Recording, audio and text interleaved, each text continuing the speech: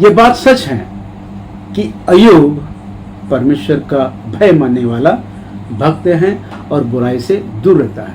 ये तो उनका पहला पहलू है।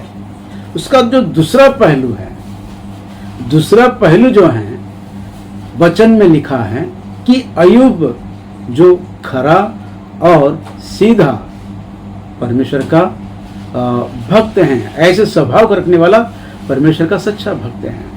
खरा यानी सच्चाई से चलने वाला, सत्य से प्रीति रखने वाला।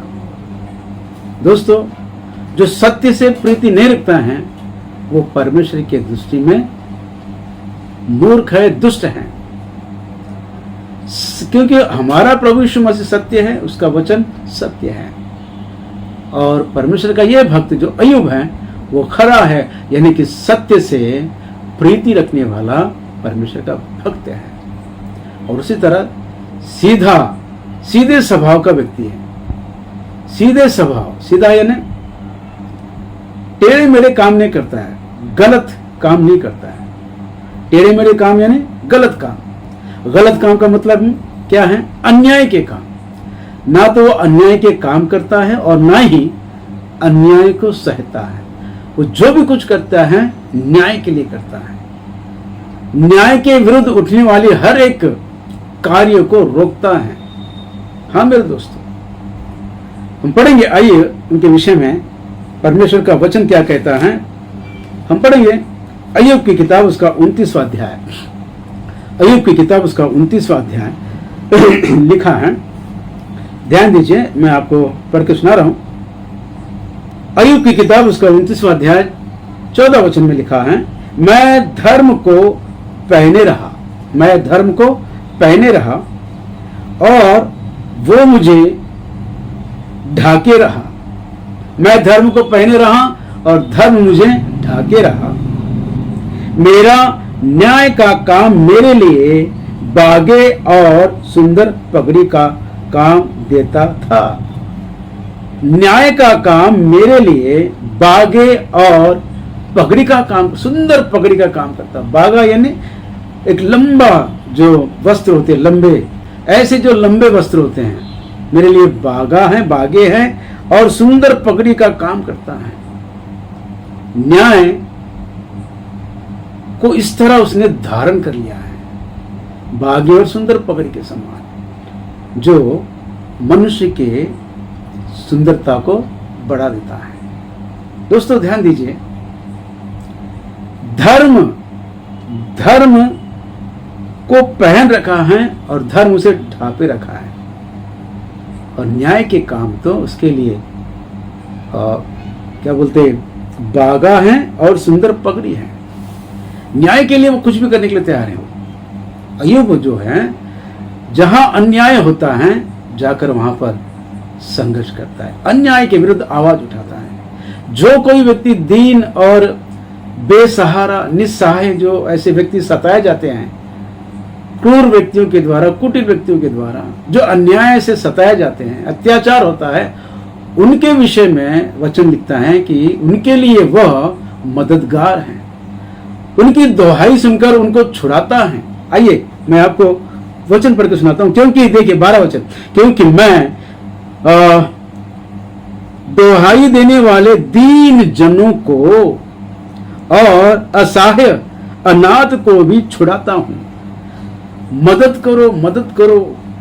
जिन पर अत्याचार अन्याय हो रहा है, वे लोग मदद की आवाज देते हैं तो उनकी आवाज सुनकर, उनकी दोहाई सुनकर उनको छुड़ाने के लिए उनके पास चले जाता है।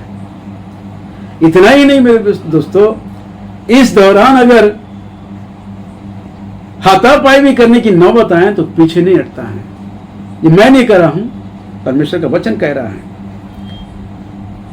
हम देखेंगे 16 वचन में लिखा हुआ है, दरिद्र लोगों का मैं पिता ठहरता था। दरिद्र लोगों का मैं पिता ठहरता था और जो, माफ कीजिए, मैं आपको 17 वचन पढ़ के सुना रहा हूं। 17 वचन पढ़ के सुनाऊंगा।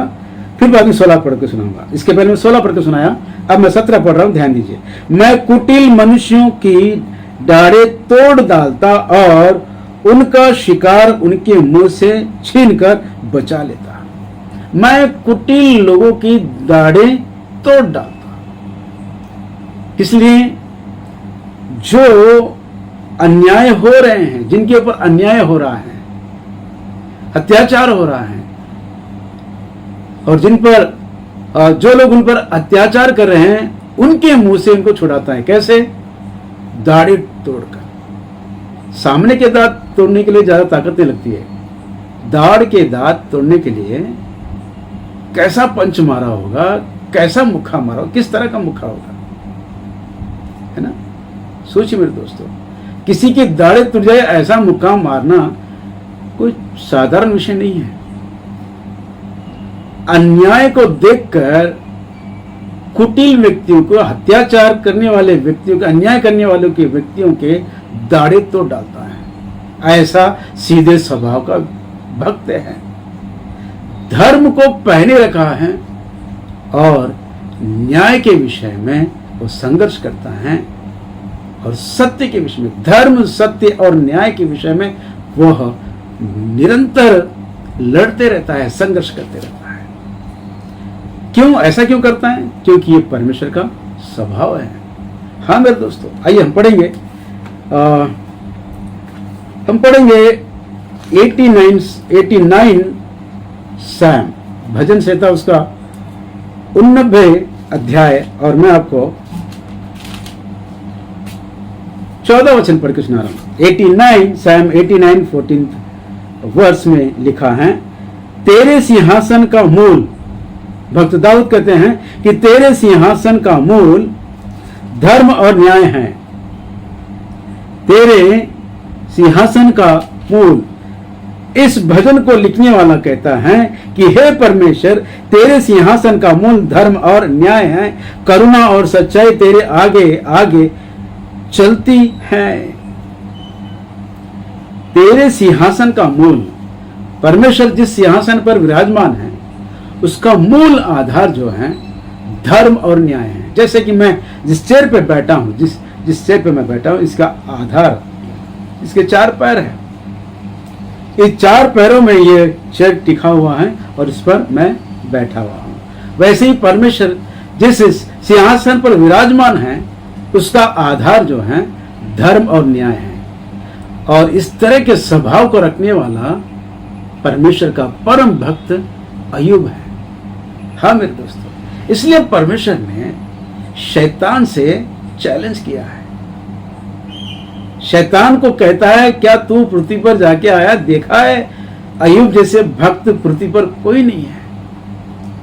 दोस्तों, परमेश्वर अय्यूब के विषय में बातचीत करते हैं, चर्चा करते हैं। क्यों? क्योंकि परमेश्वर का स्वभाव उसमें है, उसने परमेश्वर के स्वभाव को पहन लिया है। हाँ मेरे दोस्तों, सत्य, धर्म और न्याय के लिए संघर्ष करने वाला परमेश्वर का परम भक्त है। दोस्तों, उनके स्वभाव के विषय में मैं और एक विचित्र बात को बताना चाहता हूं। देखिए, वो ऐसा परमेश्वर का भक्त है, ऐसा व्यक्ति है, अनजान व्यक्ति के मुकदमे के विषय में उसको बुलाकर पूछता है। कभी मिल गया तो पूछता है कि क्या हुआ भाई तेरे मुकदमा का। अनजान व्यक्ति है, कोई जरूरत नहीं है, पर उसको भी पूछता है कि क्या हुआ तेरा जो मुकदमा चल रहा था। आइए मैं आपको उस वचन को पढ़ के सुना रहा हूं। 16 वचन में, अय्यूब की किताब 29 और 16 वचन में लिखा है, दरिद्र लोगों का मैं पिता ठहरता था, और जो मेरी पहचान का ना था, उसके मुकदमे का हाल मैं पूछताछ करके जान लेता था। अनजान व्यक्ति के मुकदमे के विषय में अगर वो रास्ते में मिल गया तो पूछ लेता कि भाई तुम्हारा क्या हाल है, मुकदमा कहां तक आया। दोस्तों, क्या कलीसिया में ऐसे लोग हैं? आज सार्वभौमिक मसीह के लिए कलीसिया में इस तरह के स्वभाव के लोग या विश्वासी हैं? अरे हम तो यहां देख रहे हैं कि हमारे मसीह कलीसिया में, सार्वभौमिक मसीह कलीसिया में, पूरे भारत देश में भारत देश में ही नहीं, पूरी दुनिया के देशों में और विशेषकर भारत देश में बहुत सारे राज्यों में मसीह लोगों को सताया जा रहा है। पासवानों पर आरोप लगाकर, धर्मांतरण का आरोप लगाकर, झूठा आरोप लगाकर, उनको कैदी बनाकर, दोषी बनाकर जेल में डाल दिए। कम से कम 500-600 लोग आज जेल में हैं। परमेश्वर के दास लोग जेल में हैं और परमेश्वर की कलीसिया इसके विषय में कोई चिंता नहीं करती है। पूछा जाए तो कहेंगे कि भैया हम प्रार्थना करेंगे, प्रार्थना करेंगे। क्या अय्यूब केवल प्रार्थना ही करता था? जो सताए जा रहे हैं, जिनका मुकदमा चलता था, केवल वो प्रार्थना करके चुपचाप बैठ जाता था? नहीं मेरे दोस्तों, हो सके तो लोगों के दाढ़े तोड़ डालता। पर हमको ऐसा करना नहीं है। आज जो कलीसिया सताई जा रही है,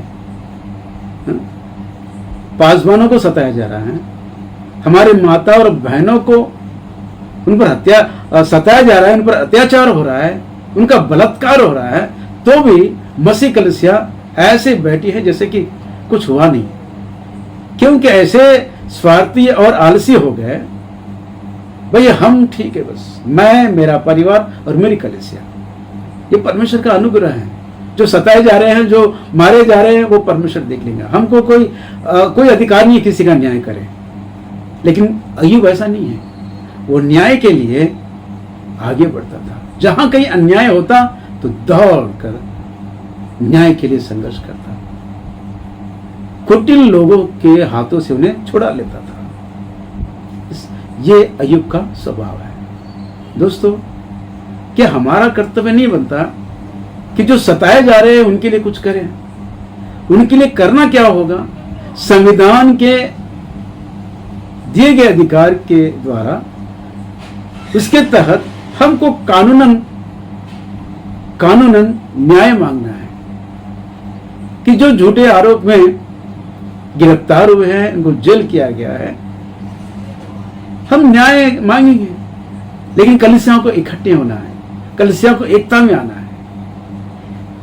दुनिया सार्वभौमिक मसीह कलीसिया, दुनिया में हर एक व्यक्ति, चाहे किसी भी देश का क्यों ना हो, अगर सब मिलकर एक आवाज लगाएं तो बताइए मेरे दोस्तों, ऐसा कौन सा सरकार है जो उतर नहीं आएगा? दुनिया का हर एक व्यक्ति उस विषय को लेकर अगर आवाज उठाए जहां गलत होता है, मसीह लोगों में, मसीह कलीसिया में जो अत्याचार होता है, दुनिया का हर एक विश्वासी एकजुट होकर अगर आवाज उठाए, तो ऐसा कौन सा कानून है जो न्याय नहीं करेगा? ऐसा कौन सा देश का प्रधान है जो उतर नहीं आएगा? दोस्तों, हमारे देश का कानून सच्चा है, वो न्याय करता है, पर हमको न्याय मांगना है। हम बिना न्याय मांगे परमेश्वर से प्रार्थना करेंगे तो परमेश्वर अपना काम करेगा, नो डाउट। लेकिन हमारा अपना कर्तव्य क्या है? क्या ऐसे लोगों के लिए परमेश्वर आने वाला है उनको ले जाने के लिए?